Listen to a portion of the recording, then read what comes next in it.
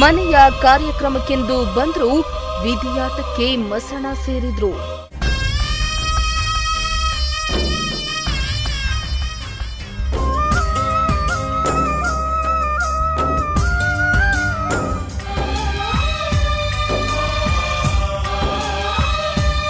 ಮಂತ್ರಾಲಯಕ್ಕೆ ಹೋಗಿ ಬರುವಾಗ ಭೀಕರ ಅಪಘಾತ, 7 ಮಂದಿ ಸಾವು.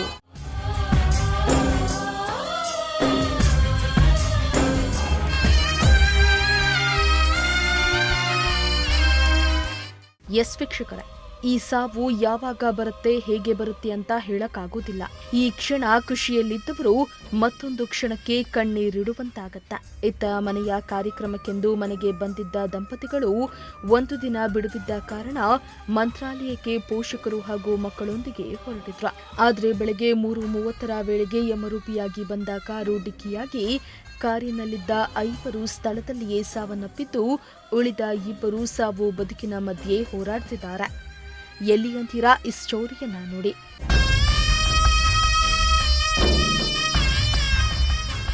ಹೀಗೆ ಅಪಘಾತಕ್ಕೀಡಾಗಿ ನಜ್ಜುಗುಜ್ಜಾದ ಕಾರಿನಲ್ಲಿ ಸಿಲುಕಿರುವ ಶವಗಳು. ಮತ್ತೊಂದೆಡೆ ಮನೆಯವರನ್ನ ಕಳೆದುಕೊಂಡು ಮನೆಯ ಬಳಿ ಆವರಿಸಿರುವ ಸ್ಮಶಾನ ಮೌನ. ಕಣ್ಣೀರಿಡ್ತಾ ಇರುವ ಸಂಬಂಧಿಕರು. ಈ ಕರುಳು ಹಿಂಡುವ ದೃಶ್ಯಗಳು ಕಂಡುಬಂದಿದ್ದು ಕೋಲಾರ ಜಿಲ್ಲೆಯ ಬಂಗಾರಪೇಟೆ ತಾಲೂಕಿನ ಚಿಕ್ಕ ಹೊಸಹಳ್ಳಿ ಗ್ರಾಮದಲ್ಲಿ.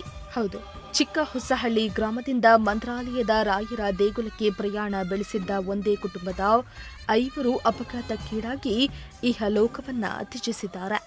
ಮೃತರೆಲ್ಲರೂ ಕೋಲಾರ ಜಿಲ್ಲೆಯ ಬಂಗಾರಪೇಟೆ ತಾಲೂಕಿನ ಚಿಕ್ಕ ಹೊಸಹಳ್ಳಿ ಹಾಗೂ ತೊರಕನದೊಡ್ಡಿ ಗ್ರಾಮಸ್ಥರಾಗಿದ್ದಾರೆ.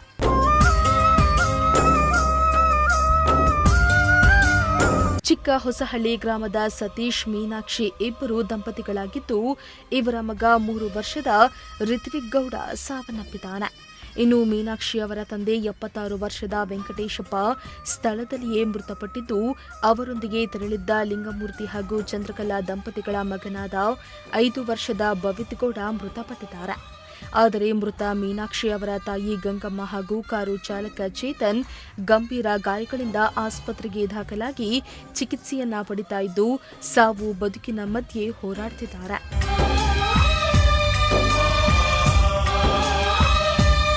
ಇನ್ನು ಬೆಳಗ್ಗೆ 4 ಗಂಟೆಗೆ ಅಪಘಾತ ಸುದ್ದಿ ತಿಳಿಸಿದಂತೆ ಚಿಕ್ಕ ಹೊಸಹಳ್ಳಿ ಗ್ರಾಮದ ನಿವಾಸದ ಬಳಿ ನೀರವ ಮೌನ ಆವರಿಸಿದೆ. ಕುಟುಂಬಸ್ಥರ ಸಾವಿನ ಸುದ್ದಿ ತಿಳಿದು ಸಂಬಂಧಿಕರು ಕಣ್ಣೀರು ಹಾಕ್ತಿದ್ದಾರೆ.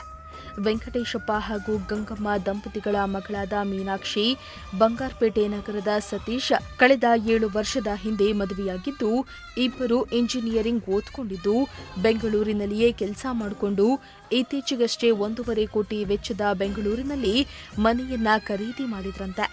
ಆಗಾಗ್ಗೆ ಪತ್ನಿ ಊರಿಗೆ ಬಂದು ಹೋಗ್ತಾ ಇದ್ದ ದಂಪತಿಗಳು ಭಾನುವಾರ ಲಿಂಗಮೂರ್ತಿ ಹಾಗೂ ಚಂದ್ರಕಲಾ ದಂಪತಿಯ ಕಿರಿಯ ಮಗನ ಕಾರ್ಯಕ್ರಮ ಹಿನ್ನೆಲೆ 3 ದಿನ ರಜೆಯೊಂದಿಗೆ ಗ್ರಾಮಕ್ಕೆ ಆಗಮಿಸಿದ್ರು.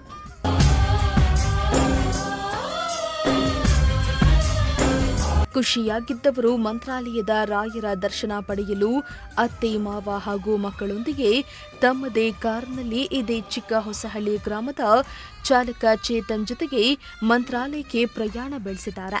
ಬೆಳಗ್ಗೆಯೇ ರಾಯರ ದರ್ಶನ ಪಡೆದು ಸಂಜೆ ವೇಳೆಗೆ ಕೋಲಾರದ ಚಿಕ್ಕ ಹೊಸಹಳ್ಳಿ ಗ್ರಾಮಕ್ಕೆ ಹಿಂದಿರುಗಿ ಬಳಿಕ ಭಾನುವಾರದ ಕಾರ್ಯಕ್ರಮದಲ್ಲಿ ಭಾಗಿಯಾಗುವ ಪ್ಲಾನ್ ಮಾಡಿಕೊಂಡಿದ್ರಂತೆ.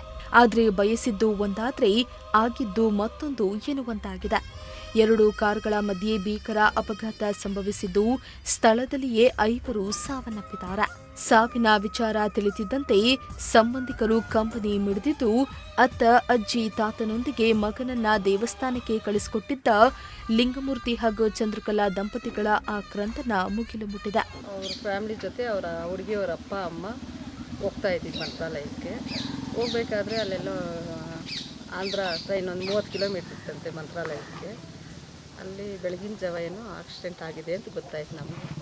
ಆನ್ವರ್ಸ್ಡ್ ಏನೋ ಇತ್ತಂತೆ ಅವ್ರದ್ದು, ಹಂಗಾಗಿ ಹೋಗ್ತಾ ಇದ್ರು ಅಂತ ಹೇಳಿ. ಒಂದೇ ಮಗು ಸರ್ ಮದುವೆ ಆಗಿ ಪಾಪ ಎಷ್ಟು 4-5 ವರ್ಷ ಆಗಿದೆ ಅಷ್ಟೇ. ಮೋಸ್ಟ್ಲಿ ನೆನ್ನೆಗೆ 5 ಕಂಪ್ಲೀಟ್ ಆಗಿರಬೇಕು, ಇಲ್ಲ 4 ಕಂಪ್ಲೀಟ್ ಆಗಿದೆ. ನಮಗೂ ಅಷ್ಟು ಕರೆಕ್ಟಾಗಿ ಗೊತ್ತಿಲ್ಲ. ಡ್ರೈವರ್ ಮಾತ್ರ ಉಳ್ಕೊಂಡಿದ್ದಾನೆ, ಕಾಲ್ ಕಟ್ಟಾಗಿದೆ. ಅವರು ಅಮ್ಮ ಹುಡುಗಿಯವರಮ್ಮ ಏನೋ ಕೋಮಾದಲ್ಲಿದ್ದಾರೆ ಅಂತ ಇದ್ದಾರೆ. ನಮಗೂ ಯಾರಾದರೂ ಹೇಳಿರೋದೆ, ನಮಗೂ ಇನ್ನೂ ಕರೆಕ್ಟಾಗಿ ಗೊತ್ತಿಲ್ಲ ಸರ್. ಒಂದು ಸಾಮಾನ್ಯ ರೈತರ ಕುಟುಂಬದಲ್ಲಿ ಹುಟ್ಟಿ ಪಾಪ ವಿದ್ಯಾವಂತರಾಗಿ ಆ ಸಂಸಾರನ ಕಟ್ಟುವಂಥ ಸಂದರ್ಭದಲ್ಲಿ ಈಗ ಪಾಪ ಒಂದು ತಮ್ಮಾಗಿ ಮಾತಾಡಿದೆ, ನನಗೆ ತುಂಬ ಸಪೋಟ ಮಾಡಿದವರು ಎಲ್ಲ ಕಳ್ಕೊಂಬಿಟ್ಟಿದ್ರು ಅಂತ ಪಾಪ ನೋಡ್ತಿದ್ರು. ತುಂಬ ಮರೆಯಲಾಗದಂಥ ಘಟನೆ ಇದು.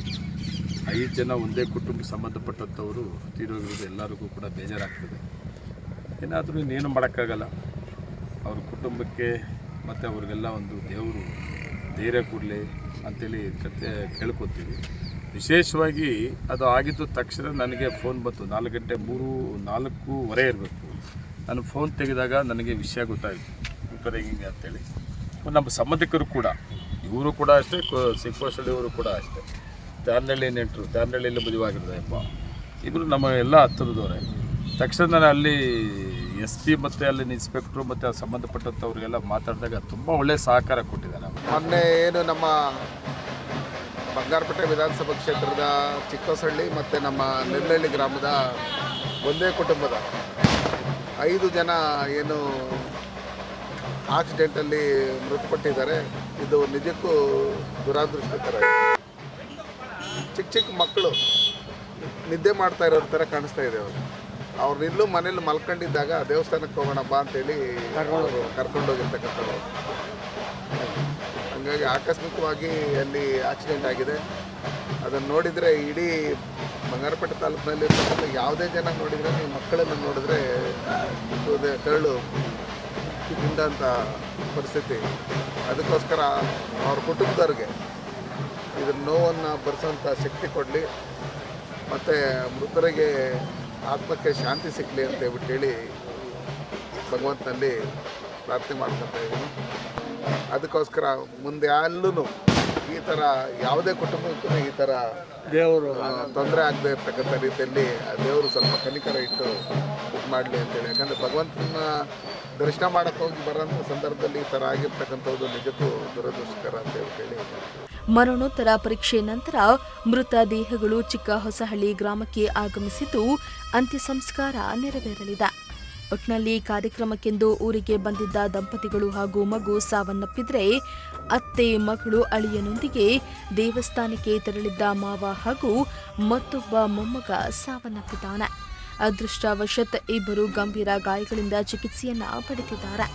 ಆದರೆ ಸಂಭ್ರಮದಿಂದ ಕಾರ್ಯಕ್ರಮದಲ್ಲಿ ಸೇರಬೇಕಾಗಿದ್ದ ಕುಟುಂಬ ನೋವಿನ ಮಡಿಲಲ್ಲಿ ಅಂತ್ಯ ಸಂಸ್ಕಾರದಲ್ಲಿ ಎಲ್ಲ ಸಂಬಂಧಿಕರು ಭಾಗಿಯಾಗ್ತಾ ಇರೋದು ದುರಂತವೇ ಸರಿ. Bureau report, Prajashakti TV.